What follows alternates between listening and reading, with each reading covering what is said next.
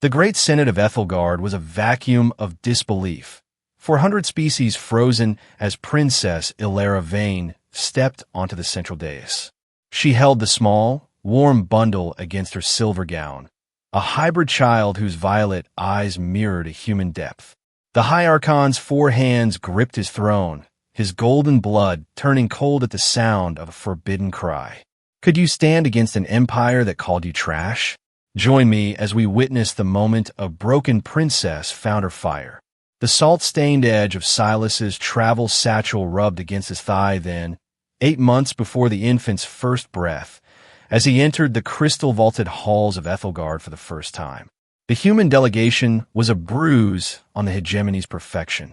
Silas Thorne felt the weight of 1,000 superior gazes, the Aurelians looking down from their tiered balconies of living crystal like gods observing a particularly dull species of insect.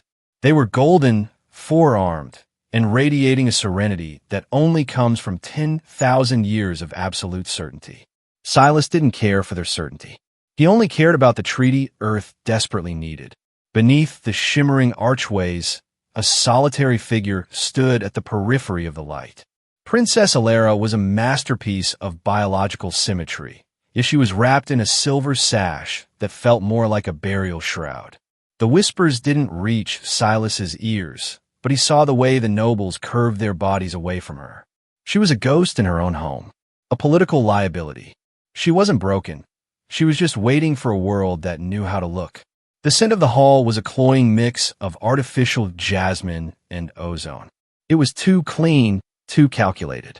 Silas gripped his satchel, the rough canvas a grounding reality against the ethereal shimmer of the vaults. He watched High Archon Valerius, a man whose 4 arms were folded in a gesture of effortless power. The Archon didn't look at his daughter. He looked through her, as if she were a pillar of smoke.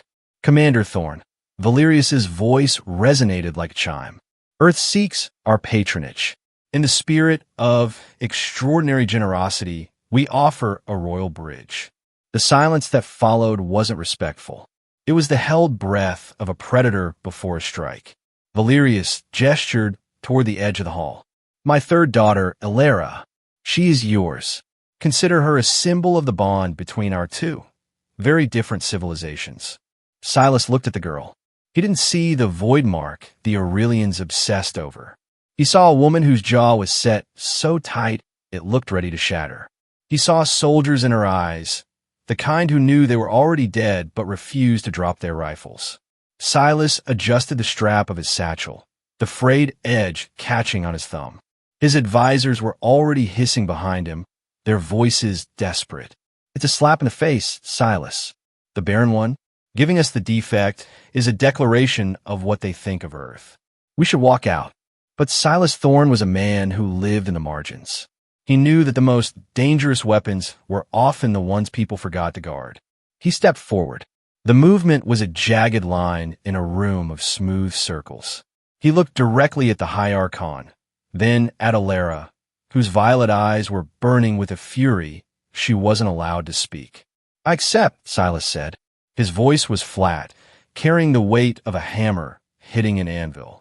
The confusion that rippled through the hall was a physical thing. The Aurelians expected a stumble. They expected Earth to be offended, to reveal their primitive insecurities. Instead, they got a commander who had just secured a princess without a flicker of shame. The path to Terra is long, and the secrets hidden in the mist are about to change everything. Keep watching to see the Empire's shadow begin to fade. The air in the misty aisles smelled of salt and damp pine, a world away from the sterile ozone of the hegemony. Silas watched Ilera through the glass of the research bay, where Dr. Sarah Jenkins was currently committing what the Aurelians would consider a supreme heresy. The forbidden fruit of the royal genome was laid bare under Terran's censors, stripped of its mysticism and treated as a puzzle rather than a decree. A chipped ceramic tea mug steamed on the wooden porch, its warmth seeping into Silas's palms as he waited for the verdict. Silas, they didn't even try, Sarah whispered, stepping out with eyes that held a dangerous light. She pulled up the scans. The Aurelians had seen a locked door and assumed there was no room behind it. never realizing that their own biology lacked the specific biochemical trigger to turn the handle. The ship's engines hummed, a low vibration that felt like the heart she was told she didn't have. Alara emerged from the bay, her movements no longer a jagged line of defense. She looked at the green hills of Terra, then at the data that proved her entire life of shame had been a fabrication of aristocratic pride. The realization hit her like a physical blow, a fury that burned away the last of her silver burial shroud. And now, standing once more in the Senate of Ethelgard, the context of the cold drop was finally complete. Alara did not bow as she stood before the High Archon.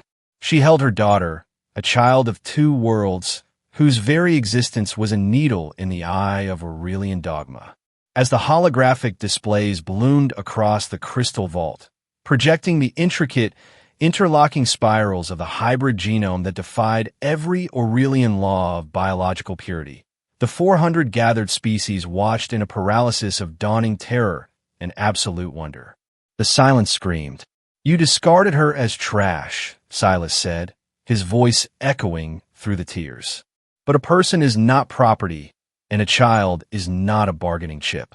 Archon Valerius stared at the infant's violet eyes, his four hands trembling as the foundations of his 10,000-year certainty began to crumble. "Is this the future you feared?" Alara asked, her voice a calm blade. "It is a future we no longer control," the Archon whispered, and in that admission, the hegemony's shadow finally broke. On the jagged cliffs of the misty isles, the wind carries the sound of the ocean and a new life. If you want to see how these stories of human resilience unfold, subscribe and join our journey through the stars. We'll be here tomorrow with another chronicle. The silver-threaded sash, once a symbol of royal shame, now swaddled the child against the chill of the Terran wind. Alara stood where the grass met the spray, watching the sun dip below the wild horizon. The light caught the silver threads, transforming them into a brilliant, golden fire against the dark.